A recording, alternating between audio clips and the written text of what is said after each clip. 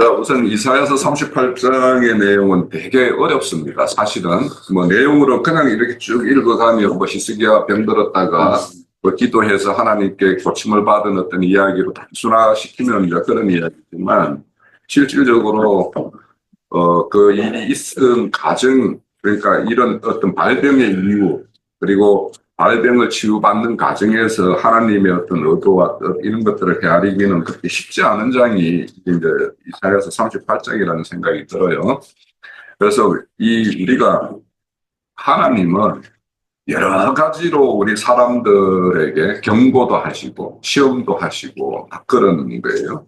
그런데 이제 그런 것 중에 하나가 질병이라는 걸 가지고 하나님이 어떤 치유하는 자, 구원하는 어떤 모습, 이런 거를 이제 많이 사복음서에 보면은 뭐 절름발이 뭐 불평 환자 또 뭐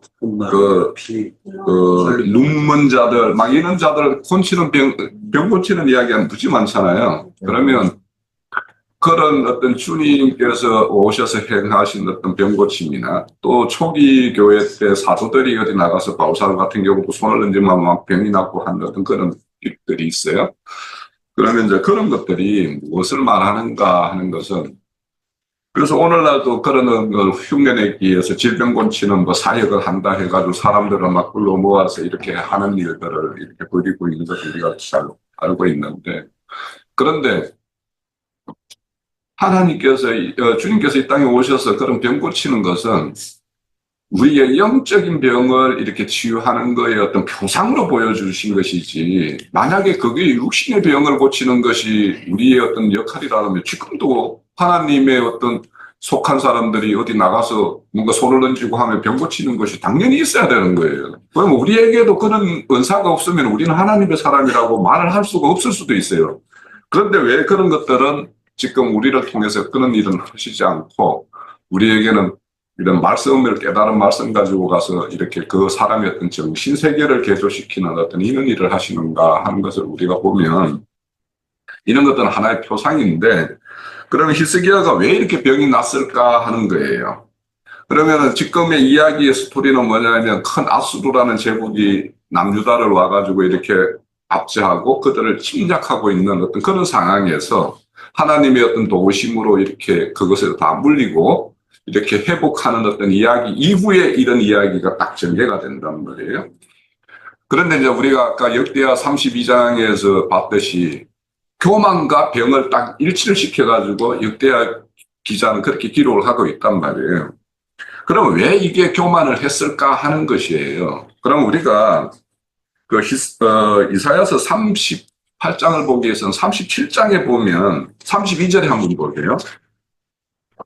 이렇게 아수르를 물려낸 이 뭐에 의해서 이루어졌냐라고 하면은 여호와의 열심히 의해서 이것을 이루었다라고 이렇게 기록하고 있죠.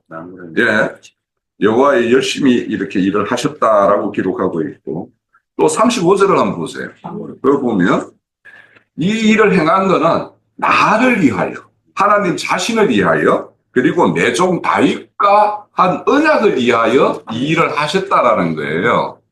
그러니까 히스기야가 가서 기도했지만 이 일은 다 어디에서 비롯되었는가 하는 것들을 설명을 하고 있어요. 자, 그러면 지금 그런 어떤 큰 위기에서 벗어난 남유다의 어떤 모습은 다 하나님에 의해서 되어진 일인데, 그런데 이게 이제 시간이 지나면 그렇게 위기에서 벗어나고 이렇게 하면 하나님의 감사라는 거는 자꾸 떨어져요. 우리도 세상사 보면 뭔가 큰 일이 있다가 좋은 일이 있다가 시간이 지나면 그거에 대한 감사가 자꾸 퇴색되잖아요. 그러고는 이제 자기가 이제 이루어놓은 어떤 공적들이 자꾸 눈에 보이기 시작하면, 그래서 하나님으로부터 자꾸 마음이 멀어지고 자기가 이룬 어떤 그런 것들만 눈에 보이게 되기 때문에 다윗 같은 경우도 그런 실수를 범했었고 그렇게 하는 거예요. 그런데 이제 오늘 이 내용들을 보면 그 생명을 연장받는다라는 거 있잖아요. 그러면 히스기야 같은 정도의 어떤 생명의 분량을 딱 이룬 자라면 뭔가 병이 이렇게 왔어. 그러면 자기가 병들은 이유가 무엇이며, 이런 것들의 원인에 대해서 하나님께 나아가서, 하나님, 내가 하나님에게 뭐 덕죄를 했습니까? 뭐 이렇게 해서 자신의 어떤 모습을 살피는 것이 아니라, 이 내용에 보면 자기 생명 연장을 위해서 막 이렇게 모든 걸 막 정패를 하고 자기 생명 연장에 몰입되어 있는 히스기야 모습이에요. 그래서 이제 이런 것들, 저는 이제 이것들을 보면서 우리 형제 자매님들은 내가 만약에 육신의 병이 들어가지고 하나님으로부터 이런 뭔가 선고를 받았다라고 했을 때 나의 모습은 어떠할까라는 것을 한번 먼저 생각을 해봐야 돼요. 그러니까 우리가 흔히 육신에 매여 종노릇한다라고 하는 그 말들을 우리가 잘 하는데, 실제 나는 그러면 그런 상황이 되면 내가 죽음이 두려워서 그 종노릇하지 않을까? 난 그걸로부터 완전히 이 육신의 생명에 연연하지 않는 그런 걸 초월한 어떤 그런 생명 단계까지 나아갔는가? 바울 사도 같은 경우에는 내가 몸을 입고 이 땅에 있어도 좋고, 아니면 내가 이제 몸을 벗고 하나님과 영원히 같이 있는 것은 더 좋은 것이지만, 내가 너희들과 함께 있는 것이 너희들에게 유익하니까 나는 그래서 육신의 몸을 입고 있는 것도 좋다라고 이렇게 해서 말을 한단 말이에요. 그래서 이제 그런 것들로 보면 이 히스기야가 육신의 죽음에 여전히 머물러 있는 것이 다 보여요. 이 내용들 다 읽어보면 다 그래요. 그래서 이 히스기야의 어떤 생명 수준이 하나님의 그 큰 어떤 은혜로 아수르로부터의 어떤 그런 이기를 모면했음에도 불구하고 히스기야 생명이 어떤 수준인가를 저는 드러내는 것이 이 38장이다라는 생각이 들었어요. 그러고는 이제 생명이 이제 15년을 연장을 받잖아요. 그죠? 이 연장을 받는 것을 정표로 보여주는 것이 7장에 보면, 7절에서 9절 사이에 보면 해 그림자를 10도를 뒤로 물리죠. 이거는 저는 이 말씀을 보면서, 출애굽을 할 때 왜 바로 가지 않고 40년이라는 이런 기간을 이렇게 해전을 시키잖아요. 해진을 시키잖아요. 해진을 한다라는 거는 태보예요, 태보. 사실은. 그러니까 해 그림자를 앞으로 나아가는 걸로 보여주지 않고 왜 뒤로 가는 걸로 보여줬을까? 자, 이런 거예요. 그러니까 이런 것을 보면 이 15년이라는 기간이 하나님께서는 그에게 이제 실질적으로는 히스기야에게는 혼의 구원을 이루어 줄 수 있는 어떤 그런 기간으로 이렇게 연장해 준 어떤 그런 은혜의 측면도 있는데, 실질적으로는 히스기야라는 어떤 그 인물을 이렇게 질병으로 이렇게 데려가려고 하니까 이게 추수때가 안 된 설익은 그런 것이어서, 농부가 농사를 지어서 이제 추수때가 되면은 논에 가면은 이제 추수하기 전에 물낸 논에 물을 뗀단 말이에요. 떼는 기간이 있단 말이에요. 그럼 떼야지 이제 곡식이 완전히 여물어가지고 이제 추수를 하는 건데, 물때로 가보니까 이게 물 뗄 때가 아니야. 물을 빼는 거. 그냥 빼는 거. 예, 물을 빼는 거. 그러니까 물을 끊는 거, 논에. 그래서, 때가 아니구나 해서 여전히 물을 대어주는 어떤 그런 기간으로 이제 이게 보이는 거예요. 그러니까 하나님의 입장에서는 히스기야에게 은혜를 준 것이지만, 이것이 히스기야가 아직도 설익은 상태이니까 그런 어떤 연장의 기회를 준 것이라고 이렇게 보이는데, 이게 이제 9절에 보면요, 유다왕 히스기야가 병들었다가 병이 나았을 때 기록한 글이 이러하니라 해가지고 10절 이하가 뭐냐면 이제 실질적으로는 나았어요. 나은 이후에 자기의 어떤 그 병들어 있었을 때의 그 고충을 그대로 글로 옮겨 놓은 것이 10절 이하예요. 그래서 그걸 보면 중년이라고 그랬어요. 그러니까 히스기야 왕이 25세의 왕이 올라가지고 29년을 통치했으니까 54세에 이제 죽게 돼요. 그러면 자기가 죽었을 때 아들 므낫세가 12살의 왕위에 오르니까 거꾸로 이렇게 추적해 보면 55세에서 그 12살을 앞뒤로 가게 되면 40살쯤에 이런 일을 당한 거예요. 그러니까 39세나 40세에 이런 일을 당했기 때문에 이제 중년이라고 이야기를 해요. 그러면 거기에 봤을 때 자기가 구한 것은 내가 이제 이렇게 해서 죽게 되면 여호와를 뵙지도 못하겠고, 세상에 내가 그거 할 때 막 이렇게 서로 만나고 했던 그 거민들도 한 사람도 보지 못하게 되는구나. 이거는 우리가 육신에 이렇게 하나님 알지 못할 때 우리 죽음이라는 것을 이렇게 이해를 하고 있거든. 그죠? 그러니까 수준이 그런 거예요. 내가 볼 때는. 그런 어떤 상태의 어떤 히스기야 모습을 보여요. 그리고는 이제 나의 거처. 그러면 지금 왕궁에 이렇게 살고 있었을 거 아닙니까? 네. 그거를 목자의 어떤 장막을 거둔과 같이. 목자는 뭐예요?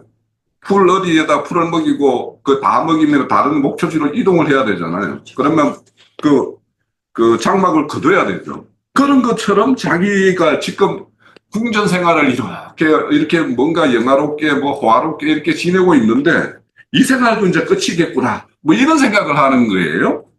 그리고 이제 직공의 배를 막 이렇게 직공이 이제 배틀을 짜다 보면 이제 배가 어느 정도 짜면은 이거 두루마리 하고 이제 틀에서 이제 내릴 때가 있을 거 아니에요. 자기가 그런 것처럼 이제는 모든 것이 자신의 어떤 끝장나는 것 같은 이런 의식을 가지고 있어요. 13절에 보면 아침까지 견디오나 주께서 사자와 같이 나의 뼈를 꺾는다. 꺾는같이 뭔가 고통 중에 있기는 했었던 것 같아요. 이런 내용으로 보면. 그러니까 그 종기가 얼마나 이제 그런 어떤 고통스러웠던지 그 어떤 고통의 어떤 내용은 이제 충분히 우리가 이해를 할 수가 있는데 이제 그 고통이 이와 같았다라는 거죠. 그러다 보니까 14절에 제비와 학처럼 비둘기처럼 막 울면서 이렇게 왜 여기에서 살려주지 않습니까? 이 치유해 주지 않습니까? 이런 그런 어떤 간절함으로 이렇게 하다 보니까 내 눈이 여기에서 눈이라는 것은 영이라고 이야기할 수도 있겠으나 이것이 막 새하여져 간다라는 것을 이제 말하고 있고 나의 중보가 되어 주십시오. 그러니까 자기가 이렇게 고통하고 막 신음하고 막 이런 것들이 하나님 이것 좀 살펴주십시오 라고 하는 것 같은 거죠. 그래서 이렇게 이런 어떤 고통 때문에 내 영혼이 이 고통으로 말미암아 내가 정신통으로 방황할 정도로 이렇게 고통스럽다라고 이렇게 말씀을 해요. 그래서 이제 사실은 육신의 어떤 질병을 얻어서 그 고통이 얼마나 큰가는 그 사람만 이제 알 수 있는 것이라서 우리가 말하기는 어려워요. 사실 어려운데, 근데 이제 이런 히스기야가 육신의 어떤 고통에 이렇게 자신의 어떤 신앙이 이렇게 흔들흔들하는 어떤 그런 모습을 이렇게 보여주는 것이죠. 그러면서 주의 사람이 이에 있고 사는 것이 이에 있고 심령의 생명도 온전히 거기에 있사오니 이렇게 말을 해요. 그러니까 이 모든 것이 이렇게 생사하복이 이제 주께서 이렇게 주관하고 계신다라는 그 정도는 이제 16절에서 17절에서 보면 이제 그런 모습을 이제 발견을 해요. 그러니까 이제 그 고통 가운데에서도 자기 어떤 심령이 조금씩 회복되어 가는 것으로 이제 이렇게 이야기를 합니다. 그리고 18절에서 19절에 보면, 죽은 자는 이렇게 사망이 주를 찬양할 수가 없고, 무등에 들어간 자가 주의 신실함을 바라보지 못한다라고 하는 것은 이제 이 사람이 히스기야가 이 죽음에 대한 어떤 그런 우리가 알고 있는 진리적으로 알고 있는 어떤 죽음과는 전혀 다른 어떤 세계의 어떤 그런 죽음에 대한 어떤 이해를 가지고 있는 자예요.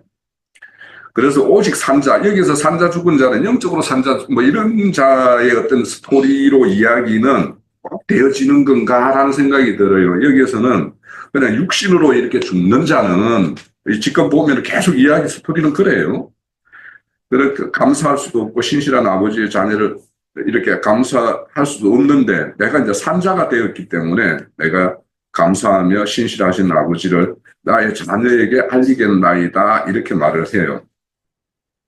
그리고는 여호와께서 나를 구원하시니 내가 중심토록 여호와 전에서 수금으로 나의 노래를 하겠다라고 말을 하는데 이게 이제 마지막에 21절을 한번 딱 보면 이렇게 산 이사야가 하는 말이 한 뭉치를 붙여다가 이렇게 이제 종치에 붙이면 이제 이렇게 치유가 되겠다라고 말을 하고 히스기야가 말하되 내가 여호와에 전에 올라갈 징조가 무엇이냐 하였다. 또 징조를 구하는 거예요. 이 히스기야의 수준이.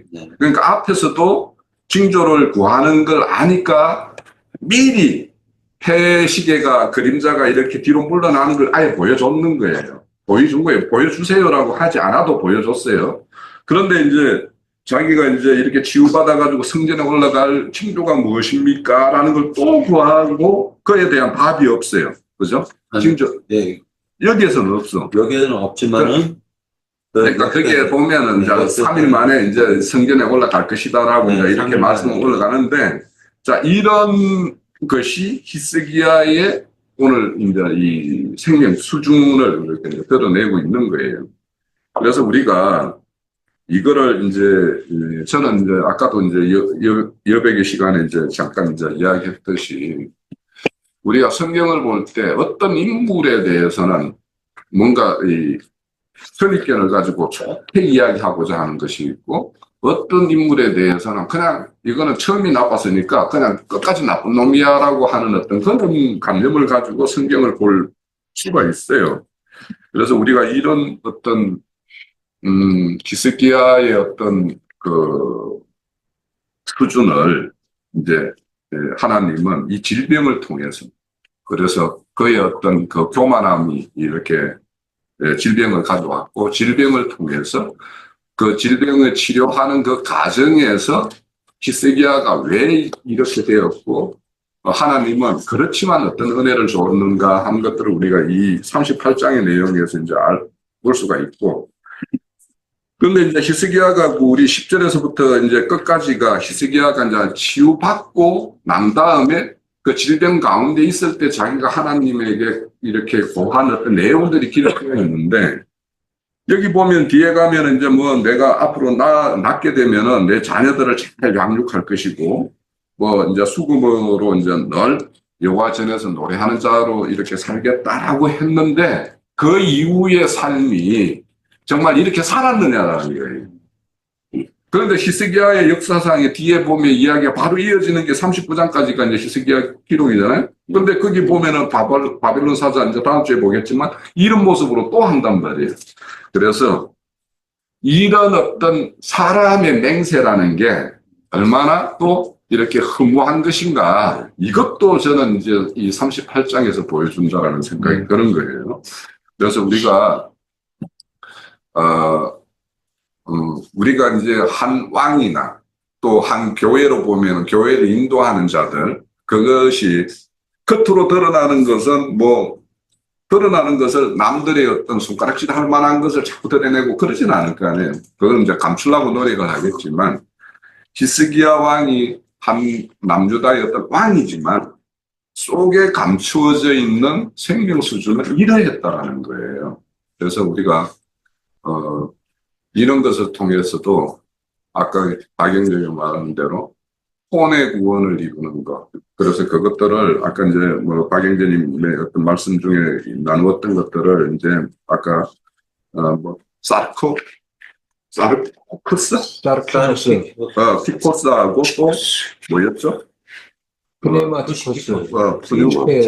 부시케키코스라는 것을 우리 성경에는 육체, 뭐 육에 속한 뭐 이런 육이라는 말로 이렇게 번역을 했는데 이것도 이제 엄격하게 좀 이렇게 더 따져봐야 되겠지만 사르키코스라고 하는 것으로 번역된 그 어떤 해석은 참 어째 보면 거듭나지도 않은 사람들의 어떤 생명 수준에서 행하는 일들 그런 거고 이제 프로키코스라고 하는 거는 이제 거듭나기는 했지만 여전히 혼적 수준에 머물러서 그 어떤 그 사람의 어떤 감정적인 것 그런 것들 아니면은 옛사람으로 조성되어 있는 어떤 그런 부분들 그런 것들에 이끌려서 살아가는 사람들의 어떤 모습인데 지금 히스기야가 바로 이런 어떤 휴식 코스 하나님 앞에 영의 어떤 구속은 받았지만 여전히 그 애성군 그러니까 여기 히스기야가 하는 것들은 우리가 과거에 가졌던 종교 생활할 때 종교인들이 가지고 있는 관념하고 별로 다르지가 않은 어떤 그런 걸 드러냈어요. 그래서 그런 것들을 보면서 우리가 혼의 온전함을 위해서 15년이라는 시간이 이렇게 주어져 있고 우리에게도 어찌 보면 이렇게 히스기야처럼 이런 15년이 주어져 있는 사람일지 몰라요. 그런데 15년이라는 어떤 이 시간을 정말 하나님의 은혜에 의해서 주어진 시간이라면 이 시간을 우리는 어떻게 경영하는 것이 이제 교회 생활의 어떤 실제인가도 생각을 해볼 필요가 있는데 아무튼 이제 겉으로 드러나는 것과 속에 어떤 감추어진 것들 이런 것들도 비교하면서 오늘 우리가 하나님 앞에 이렇게 구할 기도라는 것이 어떤 거여야 하는가를 우리 지난주도 이제 살펴보듯이 이제 지난주에는 나라를 위해서 이제 이런 어떤 큰 대의를 위해서 기도했을 때 어떤 히스기야 모습과 자기 자신의 문제로 돌아왔을 때 어떤 소시민적으로 변해버리는 것. 그러니까 엘리사도 보면은 그 갈멜산 기도에서 850명과 전투에서 이기는 어떤 그 단계와 이제 자기를 죽이겠다라고 이세벨이 막 뭐 어떻게 한다라고 했을 때 그 보이는 거 도망가고 막 이래서 하는 모습은 전혀 다르잖아요. 그러니까 우리가 겉으로 사람은 대의를 위해서는 자기의 당당한 모습을 보일 수 있는데 내 개인적인 그러니까 하나님과 나의 어떤 관계, 개인의 관계에서는 이런 아주 소시민적이고도 뭐 이렇게 이렇게 크게 부족한 어떤 이런 모습들이 얼마든지 있을 수 있어요. 그래서 우리가 이런 것들도 생각해 보면서 우리 각자가 이렇게 하나님 앞에서 세움을 받는 것과 또 교회에서 어떤 큰 어떤 대의에서 어떤 행하는 것 이런 것들의 어떤 괴립감이 있을 수 있는데 이런 것들을 줄여가는 것이 또 하나의 우리 각자가 이루어갈 어떤 구원의 내용이다 이런 생각을 했어요. 저는 이제